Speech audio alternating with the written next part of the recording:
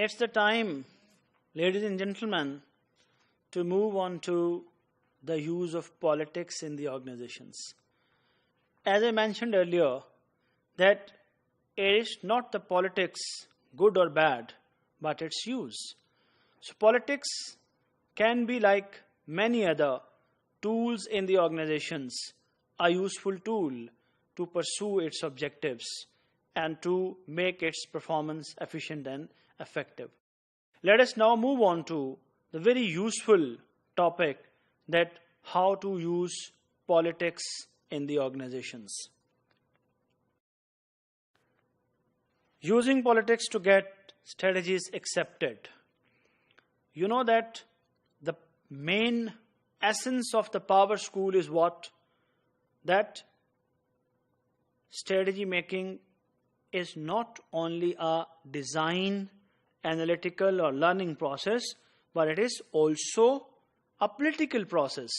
A process in which you have to negotiate with other powers and ultimately either defeat them or convince them to have your strategy approved and implemented. Let us now have some suggestions on this.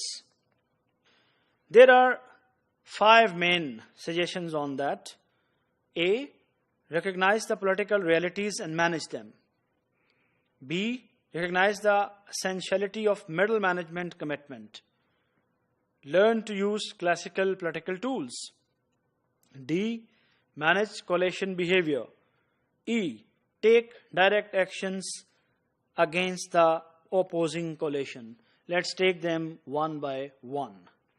The number 1 is very, very important. That recognize the political realities and manage them. Some people do not take the realistic preview and view of the organizations. They take them purely mechanical, and they take them as if these are such that the formal authority passes an order and the things start getting implemented automatically. Believe you me, scholar, this is not truth. This is not reality. Actually, it is not the right preview of the organizations. Those who have looked into the organizations, who have worked into the organizations, they endorse the point that organization is a blend of many opposing powers. And all powers have their own objectives and interests, and they exploit all their efforts to pursue their objectives and interests. So when in the organizations, you, for having your strategy implemented and approved, you have to negotiate with different political powers. And before negotiating with the political powers, you have to first do this. Recognize that there are political realities. There are different people with different interests. And it is your expertise, or this is the test of your expertise, that how, or I would appropriately say the test of your soft skills, that how you manage different opposing powers in the organizations to have your strategy approved. For example, you want the organization, say I will take a hypothetical example, that there is a big retail outlet which has got its historical presence in the market for over 25 years. Now, since this has become a brand, a retail brand, there is a decision under discussion within the management that should we leverage our brand either through franchising or through opening up own branches.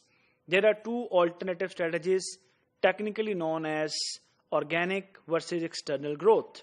If you open up own branches, this is organic growth. If you go for franchising, this is external growth. And suppose there are 2 groups or more than 2 groups in the organization. The one group favoring the organic strategy and the other group favoring the external strategy. So it is impossible to put this to, or the one strategy to practice, unless either the one group defeats other or convinces other. The idea is you recognize that who are the opponents of your strategy and try to manage them. There are different ways to manage them. Managing them through force, managing them through offering incentives, or managing them through bargain, which is actually happens in the organizations. The B is recognize the essentiality of middle management commitment. This is the one very, very important mistake in the top offices of the organizations. And this mistake is that once we make a strategy, we issue an order, the strategy will be automatically implemented by the middle management. Remember, this is not true.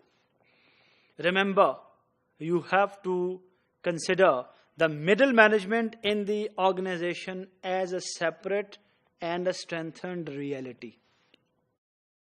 You might have listened this or might have heard and read somewhere that a strategy was great, but it could not produce its fruits. The most of the strategies are born in the brains of the top management, but they die in the hearts, in the hands of the middle management.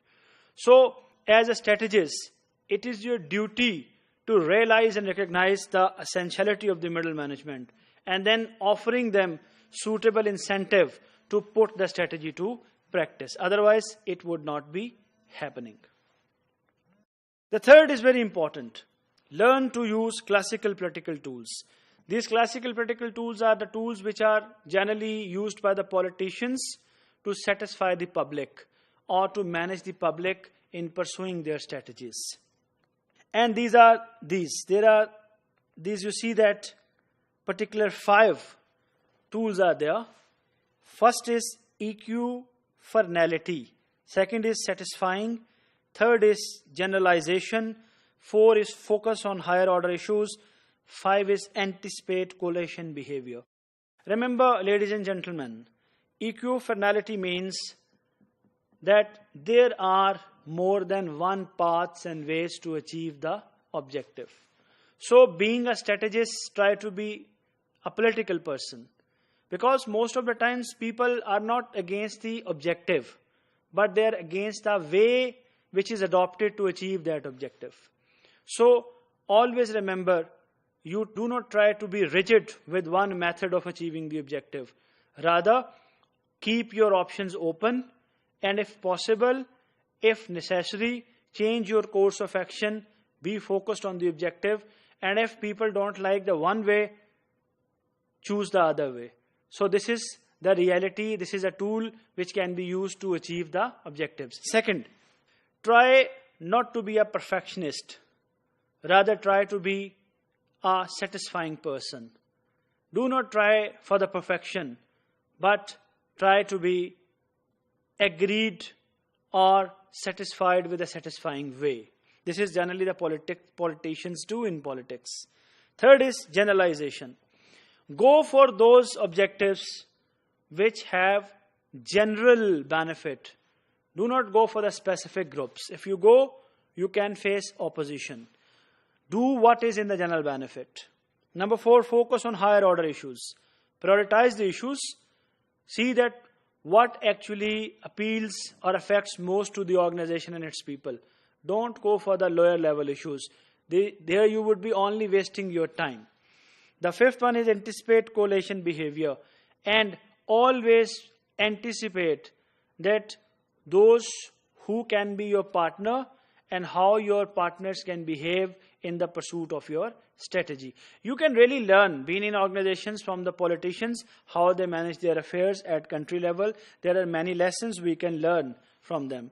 Manage collation behavior. The D1 is that you need to manage that how your partners behave, because all those who are in a coalition, they do not necessarily have the common objectives. Their objectives are definitely different, but they are in coalition because they don't have any other option.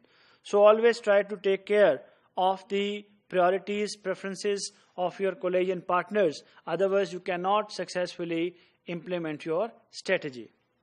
The next one is take direct action against the opposing coalition. If those who develop a coalition against you, it is required for you that you take necessary action against them. And there are 5 suggestions on this part. Form a preemptive coalition. Develop a coalition before a coalition is developed. Form a counter coalition after the opposing coalition becomes visible. When you find out that an opposition has emerged, try to develop your coalition to fight them. Change the organizational positions of opposing coalition leaders. If you are in authority, change those who oppose you, change their offices and positions. Co-opt coalition members and try to give positions to your coalition members in different offices. As you see that governments give ministries and other offices to their coalition partners. 5th, increase communication persuasion efforts with coalition members. And through better communication, you can also manage the things well. Remove coalition leaders from the organization. The last step is, if the opposition has become so smart, then they are not allowing you to work in the organization, simply use your authority and remove them from the organization. So again, at this point, I would conclusively say that politics, if smartly used in the organizations, can produce a number of benefits with reference to implementing the strategies. Thank you very much.